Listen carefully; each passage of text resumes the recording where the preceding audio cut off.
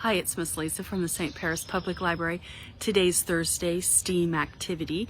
We are going to make some homemade paintbrushes. So we're going to take a little walk and I'm going to have you come with me around my yard and we're going to talk about some of the trees that I have and get some clippings so that we can make some paintbrushes with them. So follow me. Okay, so if you know me, you know that I am the biggest snake scaredy cat there is. This is a stick pile that we accumulate from sticks that fall out of all the trees in our yard. And as you can see, we have a lot of trees.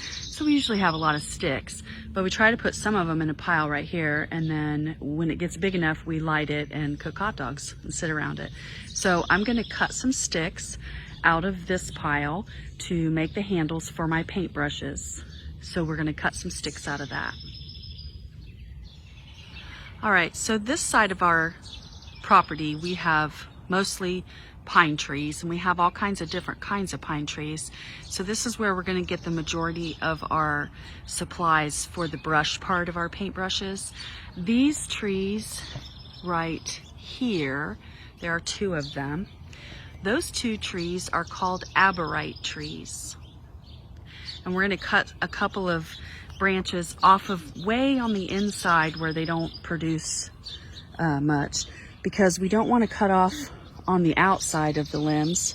I'll try to show you, because they're in the process of making pine cones.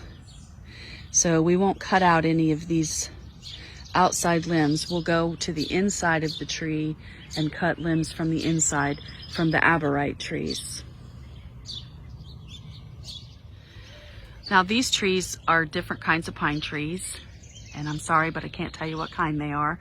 I probably could get that app on your phone that tells you what plants they are, but they just have different needles. It smells lovely over here because it's rained. This is over by my grapevine. I want to show you my grapevine. Since we're over here, I want you to look at all the grapes that are over here. It's just full of grapes. Hopefully the birds won't get them before we do. So we're gonna get some of these pine needles off of this one, and just like the aberrite tree, we're gonna cut from the inside. We don't wanna cut the limbs on the outside, but these branches are really prickly, so they'll make a stiff paintbrush. These branches are really soft, and if you look at this particular limb, it almost looks like a paintbrush all by itself. If you push these all together and tie them off, it would make its own paintbrush. So we're gonna get a couple limbs off the inside of this tree as well. These are the trees in my front yard, and this one is actually a crabapple tree.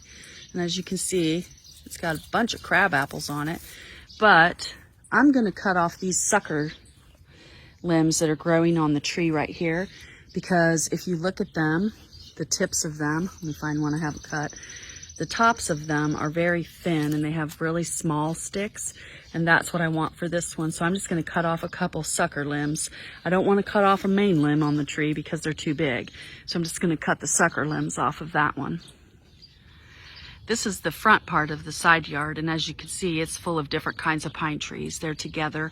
It's like our barrier, it's our windbreaker for the winter. I have cut pine needles off of these from the backyard, so I'm not going to cut any of these.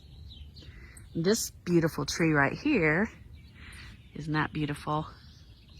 That's a bur oak tree, and we have 3 of them in our front yard right here, and they're getting pretty big. They've only been grown for a couple years. You see that big giant tree up there by my driveway? That's what these 3 trees will look like someday. I'm pretty excited about that. Won't be here to see it, but somebody will. This dreaded tree is called a pin oak. This tree actually came from Alabama. That's where my husband's from. So we brought an indigenous tree from Alabama to Ohio and planted it. Well, actually his mom grew it in a pot and grew it. And it has all kinds of leaves on it. And if you look at it really closely, I did cut a couple limbs off of this one because I thought the sticks would be good, but I want to come up inside and show you.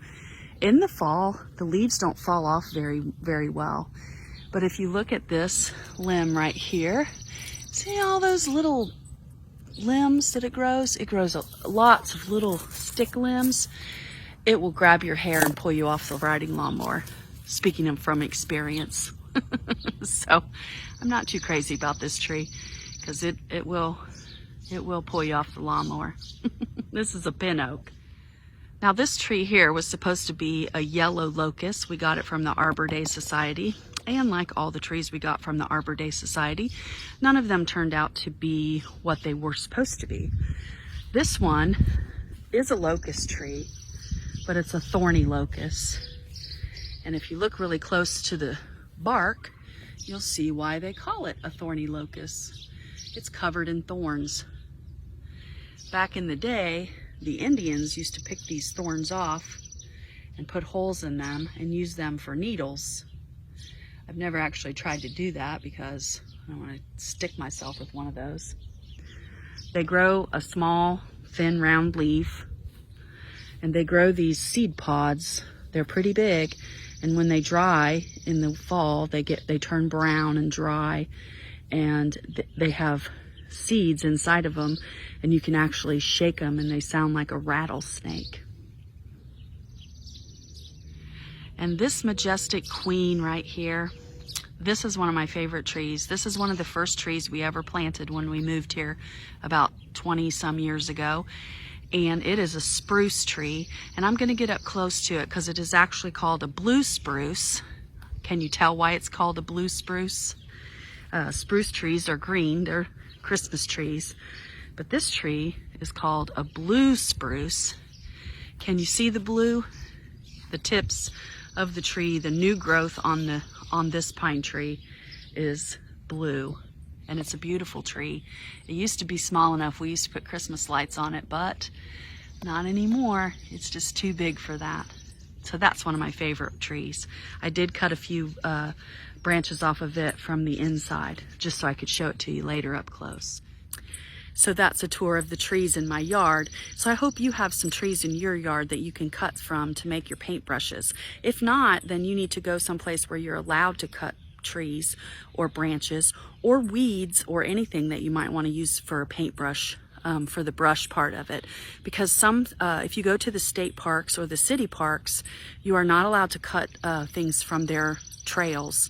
So please be considerate of that, and maybe go to a neighbor's house or a grandparent's or a friend's that has a wooded lot, and you can find some different things to make paintbrushes out of. All right, so we're gonna get busy and start making our paintbrushes. As you can see, I have lots of clippings from my yard.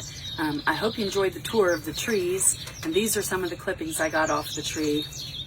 This one's my favorite. As you can see, it is from the blue spruce. So we have lots of clippings off the trees. Oh, I clipped one of those off just so you could see what it looked like from the thorny locust tree. If any of you would like a seed for a thorny locust tree, let me know in the fall and I'll get you some. So we can lay that there. So I'm gonna pull out all of my things. This stick I actually cut off of the pin oak, the pin oak tree. Just because it had a whole bunch of little sticks on it, so I thought maybe I could use that, just like it is, maybe trim it a little bit so that I can use it to like make lines with. And then I cut a piece of the pin oak, which these might be able to, if I pull them together really tight like that, I might be able to make a paintbrush out of that. So these are the sticks that I cut off of the crabapple tree in the front. These are the soft pine needles that I had. These are the prickly ones. I'm gonna be careful with these because they're like sticker. They look like sticker bushes. This one is similar to that one, only they're softer. These are soft needles. Then these are this one's from the tree that was over by the aberrite tree. I'm not really sure what kind of pine tree that is, but they're softer as well. So I pulled all those out. Throw that over there, don't need that. And then these are the sticks that I cut from the stick pile, which I was really careful so I didn't wake up any snakes. So I tried to find a really straight ones. I did some long ones and I did some thin ones too, because I think that if you're working with a fine paintbrush, you want a thinner stick so that you're more detailed with it. So I thought I'd do that. Some of the tools that I had, I do have a limb cutter that I use. It's pretty sharp, but it is, if you do a lot of crafts outside, this is a good investment. I also use this one, which is like, I use this in my garden to cut stems and squash and things off the vines. So I used a pair of these also. So I also have some duct tape and yarn. If you want to use string, you can use string or whatever you might have, but I don't have any string. I just have yarn. so we're going to use yarn. So what we're going to do, I think I'm going to start with this one right here. And I'm going to use my basket to catch all my clippings. I'm just going to clip off these little things to make it just like a stick one. And then I'm going to trim off these along the stick end so that I could probably use scissors for these too. I do have a pair of scissors out here. So I'm just going to use this stick the way that it is. So I'm going to leave this right here because that's the stick I'm going to use. Okay, so I'm going to start with this one, I guess. So since it's on this stick like this, I think I'm just going to cut this like that. And I'm going to try to pull all these together so that they are together like this. Now, if you'll notice, they're not all the same length. You see that one sticking way up? So I'll probably cut that off maybe and cut the tips off to try to make them the same length. And what I'm going to do is I'm just going to put it right on here. And I'm going to use tape to hold it. Well, that ripped off just like I needed it to. That was lucky. So the tape is just a temporary hold. So let me see. I'm just going to pull these off because those aren't going to be in there. They'll just be on this stick. So I'm going to put it at the top, push it up, put it at the top, and I'm just going to temporarily tape around that. Ooh, that smells good. Where I pulled those little branches off. Okay.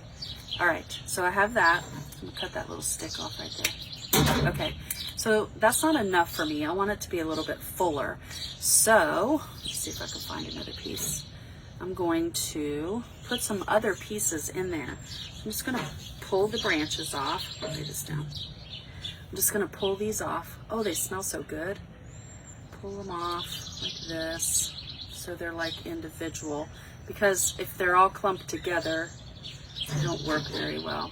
I'm going to use my scissors so you can see that I can actually use my scissors for these. Okay, so now I have some more. I want the tops to be about the same height. So we're going to match up across the top to make sure that they're all about the same height. Then we're going to scrunch them up and we're going to put them on the opposite side. And I'm going to wrap my tape around again like that. There we go. And if your tape sticks to itself, it'll work pretty good. All right. There we go. So like I said, I want to make sure that it's kind of like the same height across the top. Don't cut too many off. There. Okay, so there's my first paintbrush. All right. So instead of using string, I'm going to take some more duct tape. Now, if you want to use string, you can. It's just a lot harder to get it on there. If you use enough of your duct tape so that it wraps all the way around and tapes to itself, it needs to be like super duper tight. So you just wrap it as tight as you can around the stick without breaking the stick. And I'm going to wrap mine all the way down here like that. There. Okay, there is my first paintbrush. So now we're going to work with the rest of the pine needles and make some more. Now you can make yours out of leaves or sticks or whatever you want, but the end of the stick is down here so that the brush part of it is whatever foliage or plants that you have created with your other ones. So I'm going to get busy and work on the rest of them and get the rest of my paintbrushes made while you get busy and look for your stuff, get your material together, and start making your paintbrushes. So I have this one and the fine tipped one. And I made one. I'm leaving this one floppy because I like the shape of the leaves, so I'm kind of hoping that once the leaves come out that it'll make the imprint of the leaves. But there's enough on there that if I don't like the way that it looks, I can trim it off a little bit. And then there's this one, and this one. And I left the blue spruce like that because I love it and I couldn't do anything to it. So I'm hoping that maybe if I just trim these two sticks off the end, I can use the top part of that. And I have this one, which is the straw looking pine. You see how it's like got these little, the ones that are sticking out? I'm trying to put it there. Can you see it? See all these little things that are sticking out? I might eventually cut those off just so that they're not sticking out in the picture that I make. And then I left this piece of pin oak like this as well because I thought that would make a pretty imprint on the paper. So I'm gonna get my watercolors out, my paint out, and some paper, and we are going to paint with our paintbrushes. Okay, looks like the sun decided to come out. That's a good thing. So I have all my paintbrushes here, different kinds of paintbrushes, and I went in and found some paper. So I found some white paper, so I'm going to use that. I got some newspaper also to put underneath my work area. I also got a cereal box because if you know me, you know that I don't throw away my cereal boxes. So I'm going to actually open my cereal box because I am going to paint some on the inside of the cereal box. So find where they glue the cereal box together and open it up. Look at all that beautiful space you can use to paint on, and you can just fold it like this and you can paint on this side and you can paint on this side. If you want, you can cut these, trim these off, but I'll probably just paint on that. I also still have my art easel that I made last fall out of the cardboard box that I made into a teepee, and then I duct taped it so I can attach my paper. But I'm going to start with my cardboard, and I'm actually going to just lay my cardboard right over top and be able to paint on this surface. And then when I'm done, I don't have to wait for it to dry. I can just go ahead and start painting on the other side. So we're going to use the art easel today. I brought my watercolor paints out. These are in little jars, and these are the ones that I put the old markers in and soaked them in really hot water, and got all the color that was left in the marker out because there's actually a lot still in there. I have all different colors from the markers, but I'm just going to use red, yellow, and blue because the colors will overlap and they'll mix and make new colors. So I'm just going to use these three colors. So I'm going to lay my newspaper down so it catches anything that drips off, and I'm going to move my chair around so that you can see what I'm painting while I'm painting. Okay, I took the lids off of all of my paints and I put my easel over here, and I want to make sure that my newspaper is over here a little bit so that if anything drips off of it, it'll catch it so I'm not painting my outside table or my workspace, okay? So be considerate of your colors. You don't want to mix your paints together. So I'm probably going to start with this one, and I'm actually going to use blue. So I'm going to dip it in there a little bit and get it, lots of blue on it. And then I'm going to paint with it. Now this made like a scratchy kind of color. I'll put a little bit more on there. It's pretty floppy to paint with, but you know, they're nature paint brushes, so they don't have to be perfect. All right, so that's that one. We're gonna lay that one right there. Let's try another one. Let's use this one. We're gonna do this one in red. So we're going to try to get it all in there. There we go. I'm gonna move the red to the front so I don't drip in my other colors on my way by, because it looks kind of drippy. Ooh, that made my brush red. All right, so let's do red. Oh, that's cool. If you mix red and blue together, you get what color? Do you know? Purple. Red and blue make purple. So let's do the other one. Ooh, that's awesome. All right, let's lay that one there and try a different one. Ooh, let's try this one. We're gonna do this one in yellow. I'm gonna pick off anything that might fall into my paint, so we don't wanna make our paint yucky. So let's move our yellow to the front.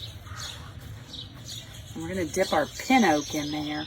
That pin oak, you remember what the pin oak does? It grabs your hair when you're riding on the mower, pulls you off the mower. Experience speaking. Okay, let's do that. I think I'm going to try this one on paper. I think that'll be pretty on paper because it'll make a print on there. Okay, now remember, you can tell which color you used for each paintbrush. So I'm going to change my cardboard for paper and put a piece of white paper on there so I can see what it looks like with the white paper. Okay, so now I have white paper on there, and I taped the corners so that it would hold the paper on there. And I want to try this pin oak one again in the yellow. So I'm going to dip it in the paint. Ooh, it's flicking. And I'm going to stick it on there.